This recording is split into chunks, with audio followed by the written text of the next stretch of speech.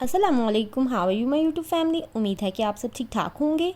आज हम उर्दू के कर रहे हैं अल्फाज साजी और हमज़ा वाले अल्फाज की मदद से इन जुमलों को मुकम्मल करें। यहाँ पे हमें कुछ जुमले दिए गए हैं और ये हमज़ा वाले अल्फाज दिए गए हैं। इनकी मदद से हमने इन जुमलों को मुकम्मल करना है। अल्फाज हैं चाय, खाई, जलाई, बनाई, भाई, खाए। आमना ने डैश पी। इस जो बॉक्स है इसके अंदर हम क्या लिखेंगे, चाय पी।